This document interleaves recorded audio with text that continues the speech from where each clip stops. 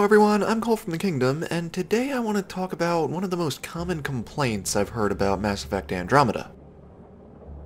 I'm going to do a bunch of these, but I want to start with why Ryder Jr. and Ryder Sr. couldn't share the helmet on Habitat 7. I thought they explained it really well.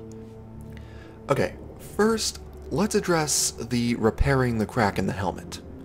At the beginning of the mission, Ryder's helmet is cracked, and they use their omnitool to repair it. Why couldn't they do that with the helmet at the end? I heard someone say they totally could have, and pointed to the lore of Omniblades for proof. So let's do that. Okay, it moves some material around to flash print a temporary blade. I see nothing about generating an entire glass plate. Now, see, Omnigel is a malleable substance that can be used to create small items, such as a blade, or repair minor damage, like a crack. It can't generate any material you want in any format you want, because if it could, that would change the entire manufacturing industry. It would be a post-scarcity universe. There are limits to what omnitools can do, create, and repair. It's not like a replicator from Star Trek. So, repairing the helmet is out of the question. Why couldn't they share the remaining helmet? Well, there's an entire scene explaining it.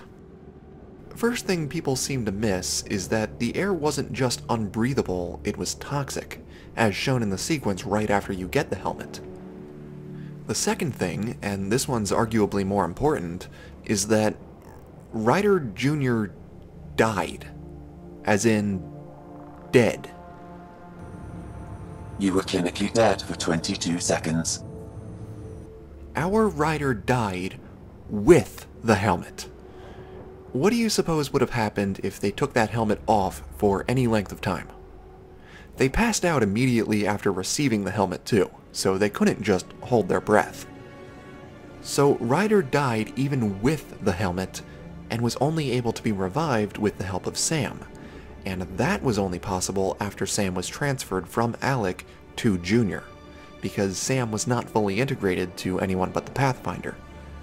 I think that's because Sam couldn't handle that much input. We learned throughout the game that our Sam was more advanced than any of the other Sams, and had a far deeper connection to us and our nervous system than any of the other Pathfinders. Alec designed him that way, but this also meant that Sam couldn't be removed from the Pathfinder without killing them. That's why Ryder Sr. died. Even if they somehow shared the helmet, Sam still needed to be transferred to save Junior, which would have killed Alec in any event. It's also why we couldn't just pass the title of Pathfinder to Cora. We were the ones with Sam, and that couldn't change without killing us.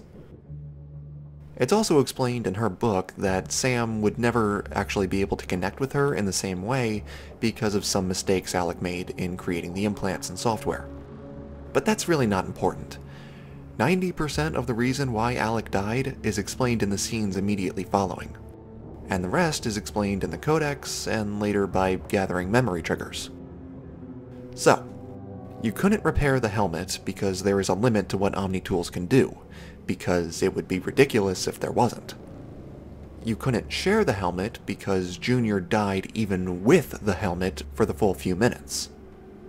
And even if they repaired Junior's helmet or shared Alec's, Sam was still needed to save Junior's life, which couldn't be achieved without killing Alec anyway.